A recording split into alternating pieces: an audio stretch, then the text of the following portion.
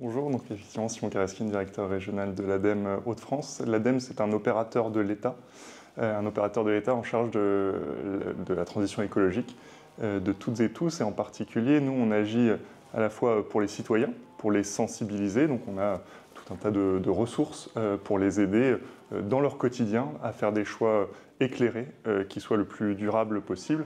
Et en direction régionale plus particulièrement, nous, on accompagne beaucoup les entreprises et les collectivités dans leurs plans de décarbonation, que ce soit des plans par l'énergie, tout ce qui est sobriété, efficacité énergétique ou électrification des procédés, ce à quoi on pense beaucoup, ou auprès des collectivités dans leur travail autour de leurs déchets, qui est un élément extrêmement important pour la transition écologique et pour pouvoir construire cette économie circulaire, mais aussi de leur énergie, de la chaleur. Par exemple, les réseaux de chaleur urbains, en particulier, on aide les collectivités à pouvoir les financer et à offrir aux citoyens une énergie décarbonée à un prix stable dans un environnement géopolitique que l'on connaît aujourd'hui. C'est important.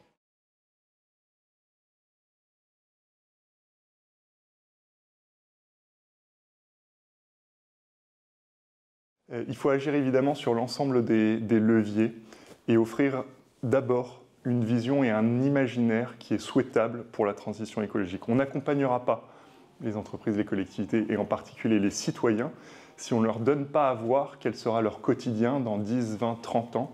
Un quotidien qui soit durable, un quotidien qui soit souverain, c'est aussi important dans la période. Donc il faut d'abord expliquer et montrer que ce quotidien ne sera pas si terrible, que d'aller en vélo au travail, c'est pas si compliqué ou si impossible, et que surtout, ce ne sont pas que des choix radicaux.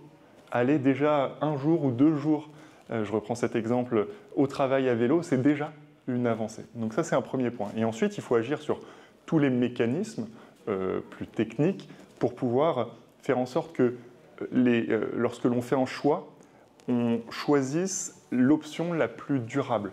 C'est agir sur les prix, par exemple de l'alimentation, pour que le prix le moins cher soit le plus local, fait avec des pratiques les plus durables possibles, que si vous avez besoin d'une voiture, la voiture électrique soit plus abordable qu'une voiture thermique, que lorsque vous choisissez de rénover votre maison, les matériaux biosourcés soient moins chers que des matériaux venus du bout du monde ou à base de ressources non renouvelables. Donc c'est agir sur l'ensemble des leviers pour qu'à un moment, lorsque tout un chacun a à faire des choix, ce soient les choix les plus durables possibles.